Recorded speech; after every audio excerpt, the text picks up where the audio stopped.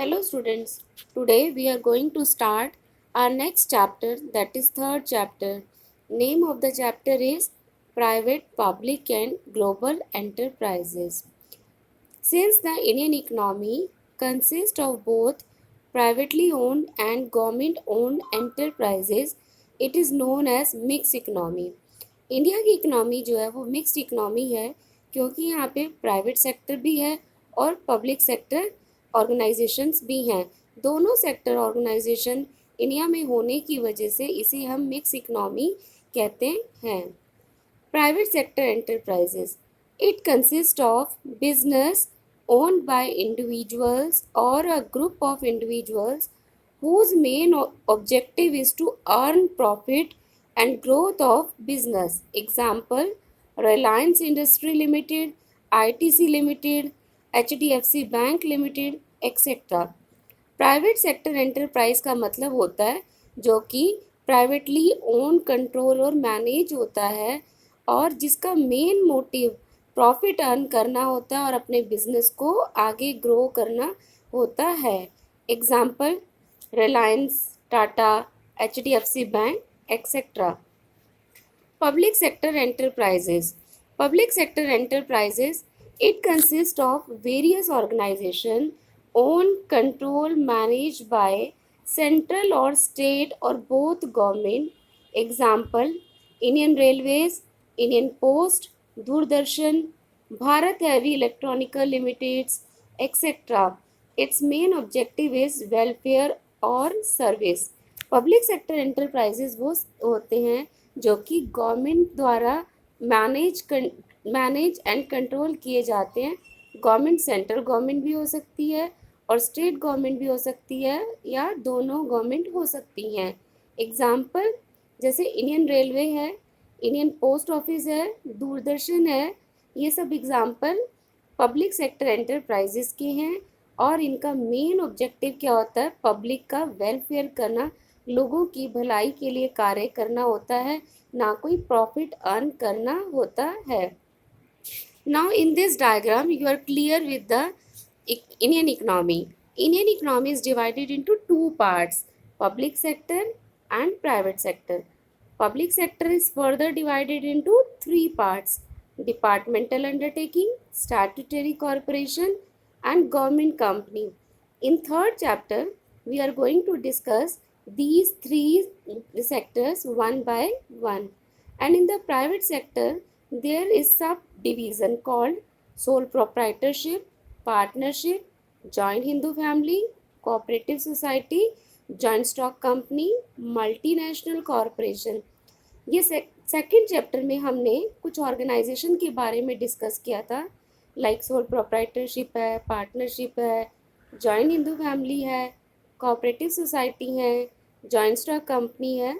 ये हम चैप्टर 2 में डिस्कस कर चुके हैं और ये सारे ऑर्गेनाइजेशंस जो हैं प्राइवेट सेक्टर की कैटेगरी के अंडर आते हैं। So first of all we are going to discuss our first public enterprises, that is known as departmental undertaking.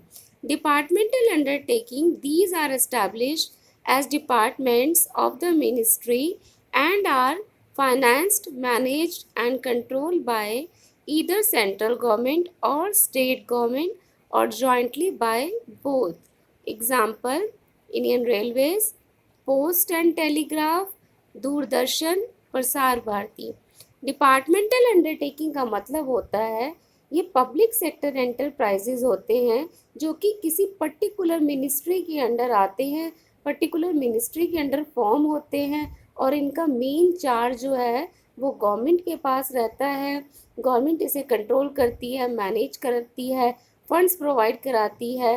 वो सेंट्रल गवर्नमेंट भी हो सकती है, स्टेट गवर्नमेंट भी हो सकती है या दोनों गवर्नमेंट हो सकती हैं। और इनका एग्जाम्पल है Indian railway, post and telegraph, Doordarshan and Prasar Bharati. Now the next is features. Features of departmental undertaking. Features का मतलब characteristic. First is it is established as department of concerned ministry under central or state government. सबसे पहला feature ही यही है कि जो departmental undertakings होती हैं वो किसी मिनिस्ट्री के अंडर आती हैं और इन्हें सेंट्रल या स्टेट गवर्नमेंट जो है मैनेज करती है, कंट्रोल करती है और फाइनेंस करती है। तो मेन चीज़ आपने ध्यान में यही रखनी है। डिपार्टमेंटल अंडरटेकिंग की बात आती है तो इसका मतलब ये है कि these departments are establish under ministry and owned, control and managed by central or state government or by both. And example will be Indian Railway, Post and Telegraph, Doordarshan, etc. Second, no separate entity. It has no separate legal entity. Separate legal entity का मतलब इनकी खुद की कोई पहचान नहीं होती। ये मिनिस्ट्री के अंडर आने की वजह से इनकी जो आइडेंटिटी है वो मिनिस्ट्री से ही होती है, इनकी अपनी कोई सेपरेट आइडेंटिटी नहीं होती। थर्ड है finance. It is financed by annual budget allocation of the government and all the earning go to government treasury. Government इनको फंड्स प्रोवाइड कराती है बिजनेस करने के लिए और गवर्नमेंट अपने बजट में से, एनुअल बजट में से कुछ पैसा इनके लिए सेपरेट रखती है और इन ऑर्गेनाइजेशन को रन कराती है।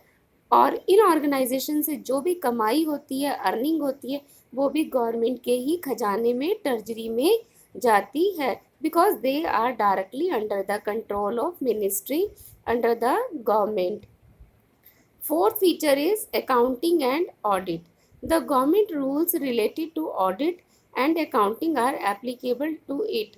जैसा कि हम बार बार बात कर रहे हैं कि ये गवर्नमेंट के अंडर होती है, सेंट्रल गवर्नमेंट के अंडर भी हो सकती है और स्टेट गवर्नमेंट के अंडर भी हो सकती है। तो गवर्नमेंट के जो भी रूल्स रेगुलेशंस होते हैं ऑडिट से रिलेटेड या अकाउंटिंग से रिलेटेड, वो सब रूल्स रेगुलेशन इन ऑर्गेनाइजेशन में फॉलो किए जाते हैं। ऑडिट का मतलब होता है कि आपने जो भी अपने अकाउंट्स मेंटेन किए हैं, ऑर्गेनाइजेशन ने जो भी अपने अकाउंट्स मेंटेन किए हैं, उनको क्रॉस चेक किया जाता है, उनको टैली किया जाता है कि उसमें जो भी इंफॉर्मेशन दी है, लाइक बैलेंस शीट बनाई है आपने कंपनी की, वो बैलेंस शीट में जो भी आपने डिटेल्स प्रोवाइड कराई हैं वो ट्रू और फेयर है, उसमें कोई फेक तो नहीं है, कोई चीज़ ऐसी तो नहीं है जो आर्टिफिशियली आपने उसमें मेंशन कर दी हो बट रियलिटी में वो मेंशन ही ना हो। तो ऑडिटिंग में क्रॉस चेकिंग होती है अकाउंट्स की और चेक किया जाता है कि एवरीथिंग इज ओके और not. Fifth feature is staffing. Its employees are government employees and are recruited and appointed as per government rules. इनके गवर्नमेंट एम्प्लॉयज़ जो होते हैं, एम्प्लॉयज़ जो है वो गवर्नमेंट एम्प्लॉयज़ कहलाते हैं और उनकी अपॉइंटमेंट भी जो होती है गवर्नमेंट के रूल्स और रेगुलेशन के अकॉर्डिंग होती है। डिपार्टमेंटल अंडरटेकिंग में जो भी लोग काम कर रहे होते हैं उनको हम गवर्नमेंट एम्प्लॉयज़ या गवर्नमेंट सर्वेंट्स कहते हैं और उनकी अपॉइंटमेंट गवर्नमेंट के रूल्स और रेगुलेशंस के अकॉर्डिंग ही होती है। Next and last feature is accountability. These are accountable to the concern ministry. इसका मतलब है कि इनको जो भी आंसरेबल करना पड़ता है, जो भी इन्होंने खर्च किया, जो भी इनके फंड्स आए, उसके लिए कोई प्रोजेक्ट था उसको पूरा करना था, नहीं पूरा हुआ तो उसका आंसरेबल इनको उस कंसर्न मिनिस्ट्री को देना होता है। Accountability means answerable. These undertaking are answerable to the concern ministry. जिस भी मिनिस्ट्री के अंडर ये आती है, सपोज इंडियन रेल है तो वो किस मिनिस्ट्री के अंडर आएगी, मिनिस्ट्री ऑफ रेलवेज। तो उनको वो आंसरेबल होंगे कि क्यों कोई प्रोजेक्ट कंप्लीट नहीं हुआ या उनके प्रॉफिट जो है वो डाउन क्यों है या लॉसेस क्यों हो गए या उनके अकाउंट्स में प्रॉब्लम क्यों आ रही है, टैली क्यों नहीं हो रहे। तो जो भी प्रॉब्लम आती है तो उसका आंसर जो है उस कंसर्न मिनिस्ट्री को डिपार्टमेंटल अंडरटेकिंग देती है। Thank you.